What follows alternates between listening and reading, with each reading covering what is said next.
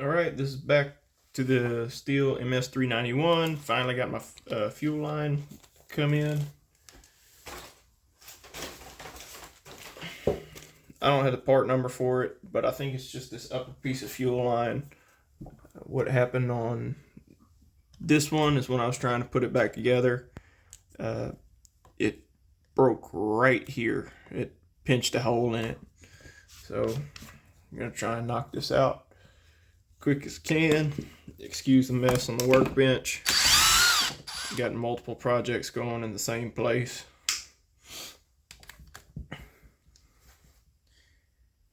That nut isn't on there, so I'm gonna have to figure out exactly where that thing went. I found it. It's sitting in the top cover. Usually pretty good about keeping track of stuff, so just look at the last place through all my parts. We got to get this air intake out the way. You got a rubber over here and a rubber over here. I think they're called isolators. Pry them off on each side once you got your intake nuts off. And then you're going to need to pop this clip loose. Like so. Then I think this will pry out of the way.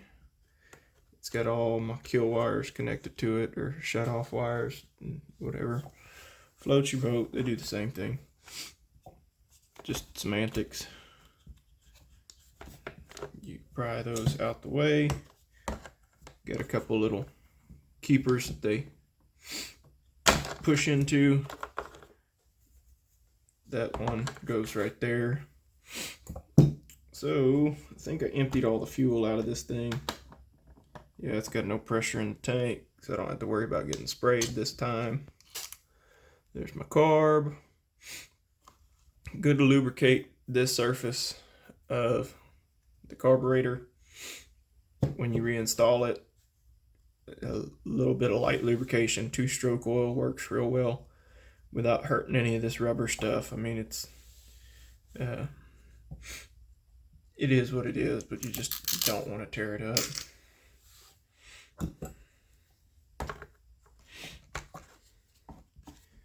Then, so looks like I'm gonna need to get this out the way, and maybe take this cover out. So it might be a little more in-depth of a fuel line replacement. Maybe not. Looks like I got access through that hole. We'll see. But nonetheless, need to get this guy out the way.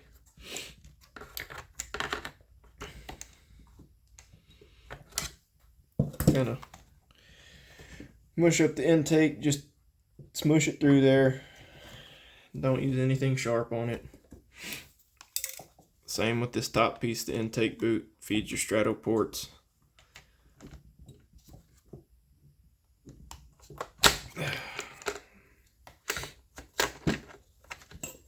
That pops out the way. Oh man, I'm gonna have to find a star bit that fits those.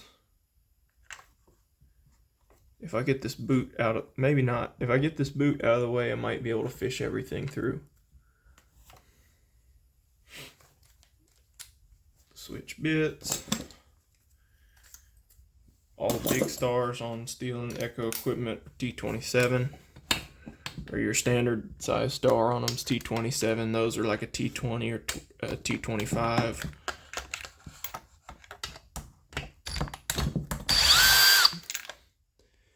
Yeah, I get to fish a screw out of there because I dropped it out the hole. Dropped it through the hole.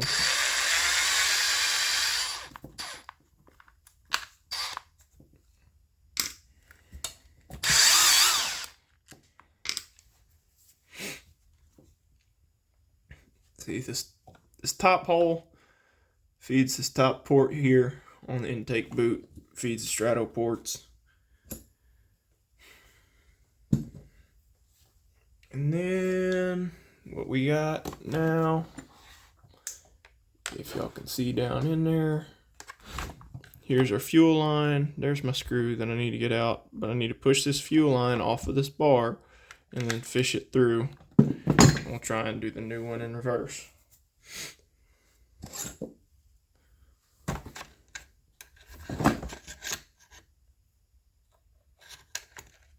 There's my screw, bolt, whatever you want to call it. I'm just going to take a flat blade. I know y'all probably can't see down in there while I'm doing this, but all I'm going to do, pull up on this end of the hose and pry between that hose barb and the back side of that line. Try and get up underneath that line. And I'm just being lazy here, trying to take apart as few things as possible. There's the line that I'm talking about. You can see how much I had to trim off of this one. It's just not something. This piece actually, it gets retained in, let's see. That's not the piece that retains it. This is the piece that retains it. Yeah, it actually gets retained right here, and that's what keeps it from slipping off the inlet on the carburetor.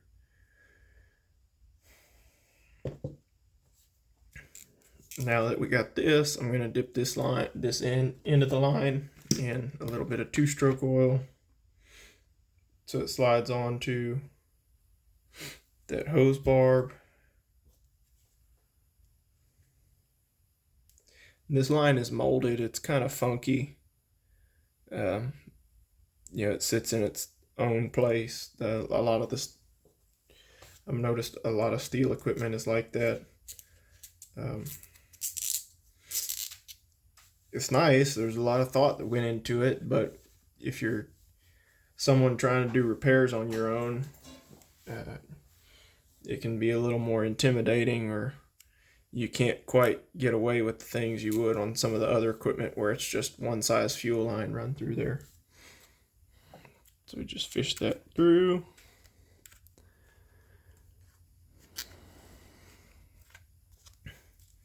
I'm going to move this little piece of foam further up if I can.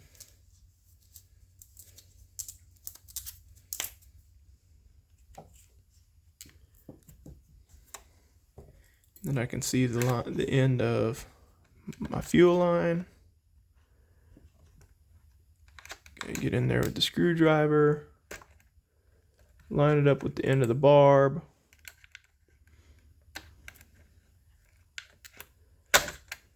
And I'm going to be able to, let's try and rock this barb back without breaking it.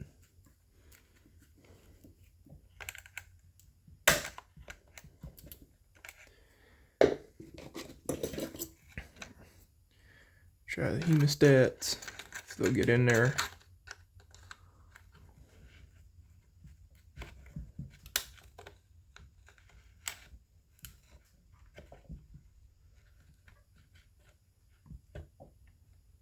Sorry if I end up rocking the camera around.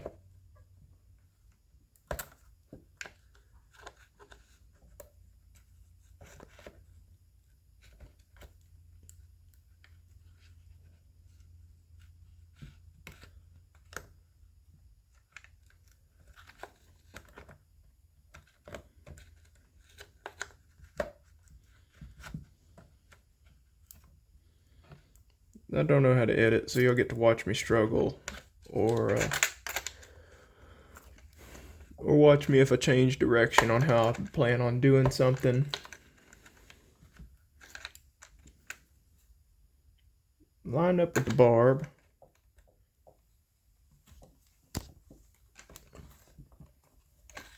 And I think I got it. Now I just have to, that hose, this piece of foam is just relief against any sharp edges the case may have. Got to shine a light in here. Make sure that I'm lined up. Looks like that's where it all lines up.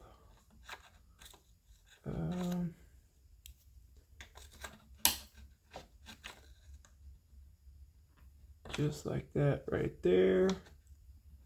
Okay, I can see it. There we go. It's lined up. It's down in that hole. You can't see it because I got poor lighting, but that's where it is. It's fixed on the barb. Got this nice new end on the hose. So, and the fuel filter and the hose inside of the tank was in pretty good shape. So I didn't replace those. Trying to keep costs down for this customer. That was a request of theirs. Pitch that one. Now everything in reverse. Pop out my parts tray, aka the air filter. Got 3 screws for my intake boot. Start with that bottom one I drop.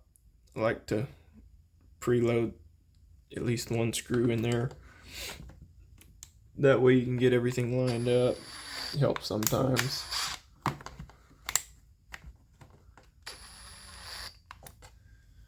That one feels like it's wanting to cross thread, so I'll get the other one started first.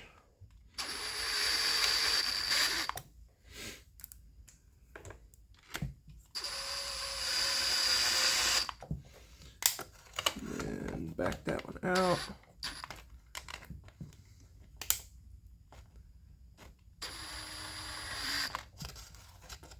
That still feels like it's trying to cross thread. Let's tighten these top ones.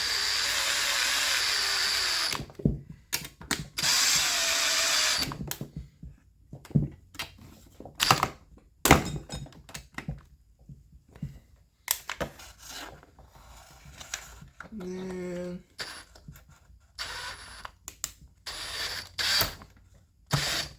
there we go. It went in that time.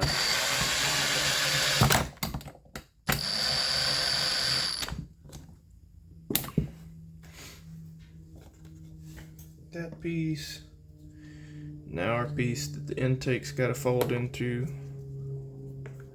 So I'm going to try and catch my throttle rod with it first, because if you forget about that, then you got to take everything out again.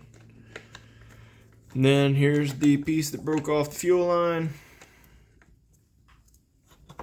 It snaps in there.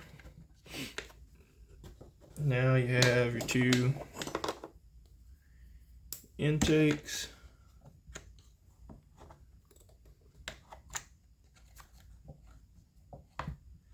They got to fold up, get them started.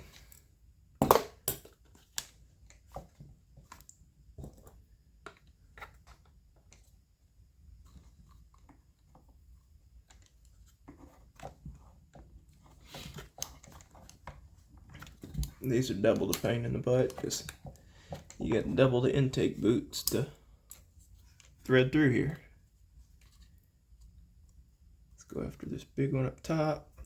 Just get a pair of pliers, get them loose in there, and then twist them around. If the rubber is still good, this probably ain't gonna hurt nothing. I hadn't had it tear anything up if these rubber boots are still good. If they're bad, yep, they'll break. But if they're bad, then you run risk of getting a crack in them and starting an air leak in there anyway. That's not a good time. So take care of it while you can. Just dipping my hemostats in 2-stroke oil, lubricating lips to the seals. Carb washer goes on that way.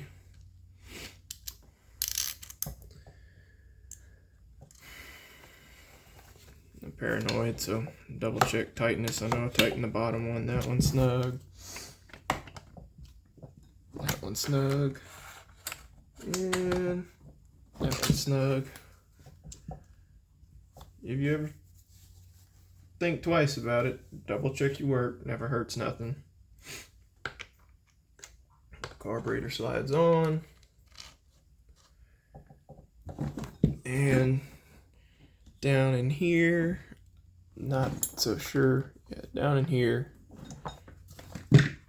if I can get it lit, is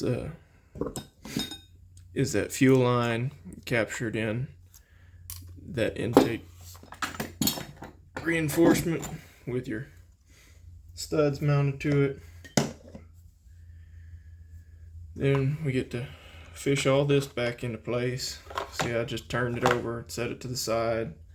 These wires outside of them doesn't look the greatest, but I can't see anything visibly broken. You know, if you got to, you can shut it off by if you have to, you can shut it off by choking the saw. Another O-ring here that's going in the carburetor, lubricating it with 2-stroke oil. Looks like it's made of Viton, so petroleum typically does not hurt Viton. About to get ahead of myself. Need to fish this wire back into its place. That's good.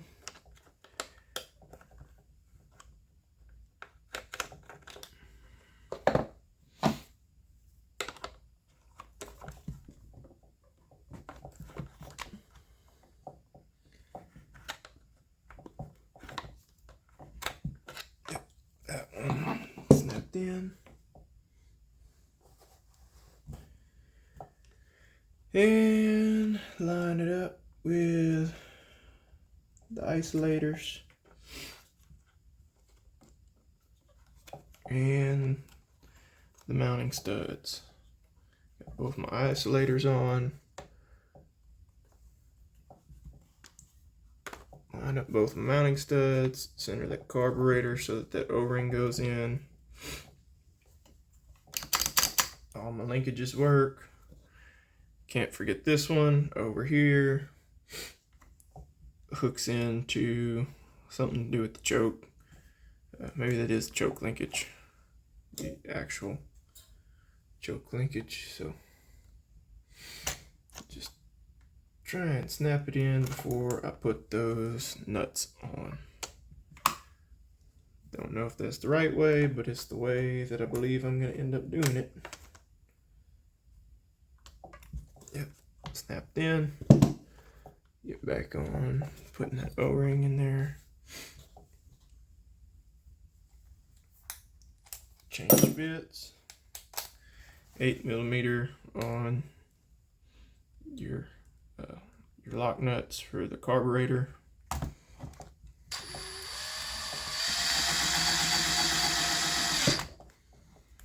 That one's snugged up. This one's deep in that air horn. That one's snugged up. These things ain't got to be ridiculously tight. You really need a thin wall socket. This is the thinnest walled one that I have. Everything's snugged up, and I'm not going to try and start it because I already started it on another video. I was just waiting for that fuel line to come in for this one so I could finish the job. Fuel filter goes back on, top cover goes on, but if y'all need to see that, y'all probably shouldn't be working on this. Not trying to pick on your mean, but you know what your repair requires before you dive off into something, or at least have a good idea of what it requires. There's always going to be some twists and turns, but if watching me undo 3 screws is going to make or break it, then take your stuff to the shop. Save yourself the headache. Y'all have a good one.